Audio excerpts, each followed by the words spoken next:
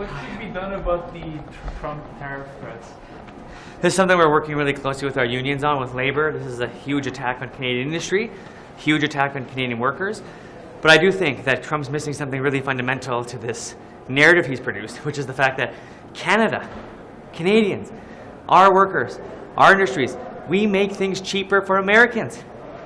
Softwood lumber, for example, steel, a lot of that comes from right here in Canada. If Trump continues on this reckless plan, he will make things so unaffordable for so many Americans while also attacking good Canadian jobs. That's not what a good trade partner does, and we're going to continue to work with our unions, we're going to continue to work with labor to make certain that we have a strong and comprehensive approach to this issue, but we need a bit more time to work with our unions on this. Do you think a retaliation could be in the works, like the last time the Canadian government pushed back with their own tariffs? This is a good question. You know, I'm not one to get into a trade war. I think trade wars hurt a lot of people. They hurt Canadians and they hurt Americans, but this is a tactic that must be thought about as an option for us, as a credible option, because we have to be able to be a strong competitor to what are difficult and serious tariffs. Does that mean we go elsewhere? Maybe that's what it means as well. We have to think of all options to support our industry, which could mean enhancing our international trade to other parts of the globe. There's a lot of folks who need Canadian goods in industry, including Europe, including Asian markets. That's an option that's still present in Canada. Canada's a fantastic, strong, and powerful country. We have innovation, we have skilled labor, we have products. The world needs Canada. If Trump doesn't want some of Canada, we'll show the rest of the world what we can do. Thank you so much. How's it going? How should Canada react to the Trump tariff threats? Good question. I think that if you look at a map of North America and you see the trade relationship between Canada and the majority of American states, our approach in 2016 was to, talk to those states and the leaders, business and political, to emphasize the value that the trade has between our two countries, and that helped us out then, and hopefully it'll help us out again. We did retaliate too, though, right? Like we did. So do you think that should be something to consider? Well, again, it's not something you muse about sort of out in public. You want to have those quiet conversations, with the stakeholders and opinion leaders in the other country to kind of outline, how the playing field is lined out. Yeah. Okay. What should we do to counter the Trump tariff threats? First of all, we are really worried about the jobs in Quebec and in Canada. And, it took the premiers to ask for an emergency meeting with the Liberal government. I think it was not supposed to be a surprise, but they got caught off. I think it's a good idea, but it took the premier to ask for this meeting. But we are going to get, we ask and we are going to get an emergency debate tonight in the House of Commons. Do you think retaliating with tariffs of our own? I think it's really too early to say that. I think we need to have good discussions with governors and states in the United States. I don't think that provoking Donald Trump is a really good idea at this time. Thank you. Gentlemen, any thoughts on the Trump tariff threats and what should be done to counter them? Look, obviously anything in relation to tariffs on Canada-US products is problematic. We saw this as the initial thought around it. I think it's probably a starting point of a conversation that we're going to have.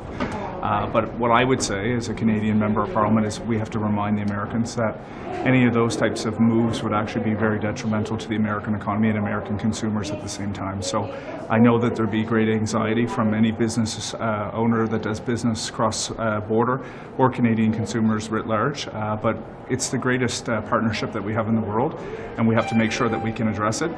From the news reports that I've seen, it was something around fentanyl and borders. Those are two things that I'm sure that this government can tackle alongside the incoming administration. So we'll see. I think those conversations just have to continue, and we don't have to press the panic button right away. So is it too soon to talk about retaliating? I think the conversation has to continue. I don't think we're there. That's my personal opinion. Just wondering, what are your thoughts on Donald Trump's tariff threats and what should be done about it? Well, I feel kind of like we've seen this show before. Like, you know, we experienced tariffs before. I know they weren't at this scale or this magnitude, but Canada exports a lot to the United States as well, and we import a lot as well. So I think it really is a matter of discussing how that's going to affect our economy and what we can do to retaliate. Quite frankly. So there's a debate tonight here in the House of Commons. I was supposed to be here for adjournment debate to talk just to one member about something related to climate change, but instead we're going to be talking probably until midnight about these threats. So rest assured, Canadians who are concerned, I saw the evidence in the stock market. Canadians are concerned. We're on it. We're going to look at what solutions we've got. One of your NDP counterparts suggested to me that we don't want to get into a trade war with the U.S. In terms of retaliating. What do you think of that? I think you know, they're right. We certainly cannot afford to see a trade war, but like I said, we've been here before. Our government dealt with this back in 2016, and you know, we managed. Canada's a strong funding or strong trade partner with the United States. We always will be, and this is just another challenge to confront. Thank you. Thanks. Hi, any thoughts on the Trump tariff threats and what Canada should do about it? I think Canada will continue to support Canadian businesses and Canadian industry. I think we'll also show how important it is to the Americans to support Canadian businesses and Canadian industry. Thank you. When it comes to the government refocusing its spending, CMHC said 4 programs are under that review, like the first-time homebuyers initiative, the affordable housing initiative, rent-to-own stream. Are those programs, like, why are they being targeted to be refocused? We looked at the different programs that were going to have the largest impact on a few different areas. One, the actual supply of homes in this country, and 2, the affordability.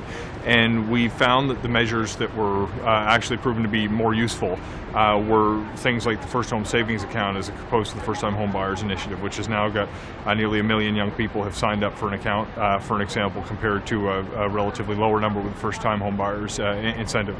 Some of the other programs that we see are very well used are the ones that allow us to finance the construction of homes in the market with some level of affordability and the direct subsidies to build more affordable housing. So we did an assessment of the programs to figure out what's actually being used to build homes and at prices that people can afford.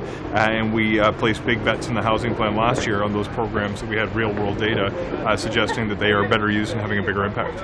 Are your agencies that you're in charge of, are they meeting their spending targets, or do you need to find more ways to save? Look, there's no shortage of places for us to invest in housing right now. What you'll see, despite the fact there may be a budget line item here or there that wasn't fully put to use, like with some of the programs that you've mentioned, overwhelmingly we're increasing the spending when it comes to actually housing, and notably in the programs that are designed to boost supply.